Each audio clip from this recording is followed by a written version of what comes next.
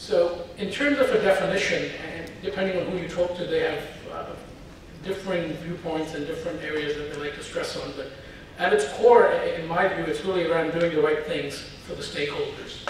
And the stakeholders are essentially the shareholders in a corporate context, but also the broader community. It's the suppliers, it's the customers, it's really people that the company interacts with.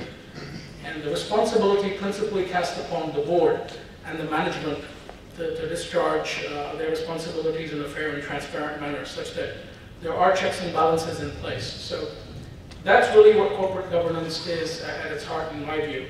I think Mr. Murthy put it a lot better in terms of it being the acceptance by management of the rights of the shareholders as the true owners of the corporation. Management essentially operating in a trustee's role. Now that sounds great on paper, but if we look at it on the ground, I think there's a fair amount of disconnect, as we've seen in a series of corporate failures, scandals, financial statement issues, as well as outright fraud. So what I'd like to do is talk a little bit about the design principles that are at the heart of corporate governance, as well as some of the issues that we think we need to look at from an operating effectiveness and discipline perspective. In summary, I think it's around four things. Number one is it's around individual accountability. So for everyone in the room, everyone in an organization, really sort of putting their hand on their heart and saying they are accountable for what goes on in their respective function or area. It starts with that. It's also around transparency and honest disclosure. And that responsibility is cast at an organization level to make sure that you are representing a true and fair view of your financials, you are proactive, you are transparent, and you're sharing with the wider stakeholder group information that they need to know to make honest decisions about what they want to do if they're a stockholder, what they might want to do if they're a regulator, a customer, or indeed a vendor. Fairness and a sense of responsibility, again, a very important element.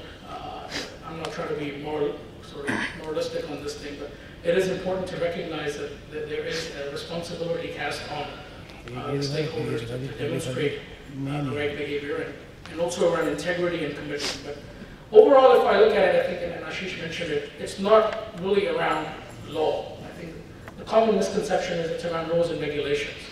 Now, I think in my mind, that's really around how you enforce it and how you put the right checks and balances in place, but it really is around a mindset and saying that what are the responsibilities of the stakeholders, what are the collective responsibilities of the four groups, the shareholders, the board, the management, and the auditors, and what they need to do individually, such that collectively it all comes together and we minimize the risk of deficit as well as financial harm that comes. Just some interesting statistics. I'm not sure if you can see all of this, but we did some analysis around the composition of a board structure for Indian companies, the Nifty 50, what you see in the first column, as well as the New York Stock Exchange top 50 companies. And interestingly, I think if we look at the ownership pattern, 48% of those Indian companies have their largest shareholder owning 50%. So they are, in that sense, a dominant force in what goes on within that company and directing providing direction to the company. Whereas in the US, I think the largest shareholder tends to hold less than 10% in all cases. So clearly the ownership is diffused, and that itself is telling, because when you have a broader stakeholder group, I think the ability of an organization to pull the organization in a direction that might not, or that might violate the principles of governance, one could argue, is a lot more in a context like India. Board size, I think, is still fairly comparable. Largest boards are at 17 or 18 in both cases. Board independence, interestingly, if you see, in the United States, all companies have a board majority of independent directors. That's not so much in India.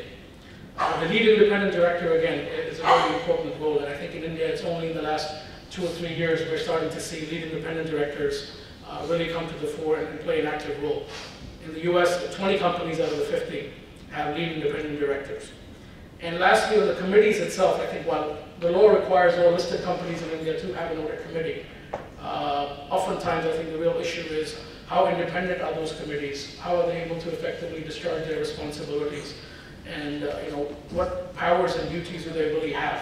So all in all, I think there are learnings that we can get from our colleagues in the West.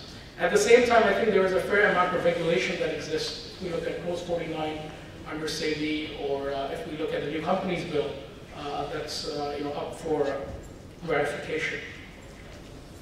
Just to also talk a little bit about what the elements of governance are, and I put together 7 clear elements. So numbers 1 and 2 are really around the board and the audit committee, both the composition, their roles, their responsibilities and duties, the frequency with which these committees need to meet, what kind of business should they actually be undertaking, the level of independence they ought to have. Talk a little bit about code of conduct and risk management and internal controls. I think that's really the operating mechanics of making sure that there is appropriate segregation of duties, that there is a sense of checks and balances that are put in place, and oversight that's actually put out there, and independent procedures like whistleblower mechanisms. And lastly, I think it's also around the role of auditors, whether it's internal auditors or external auditors, in exercising professional skepticism, in making sure they challenge management on questionable accounting practices, in having healthy practices around auditor rotation that's being spoken about, as well as a situation where there are joint audits, for example. So there are several moving parts in this, and I think we really need to think through and deliberate what works best in India. I won't go through all the details, but we put together material around what would be essentially leading practice in that area. So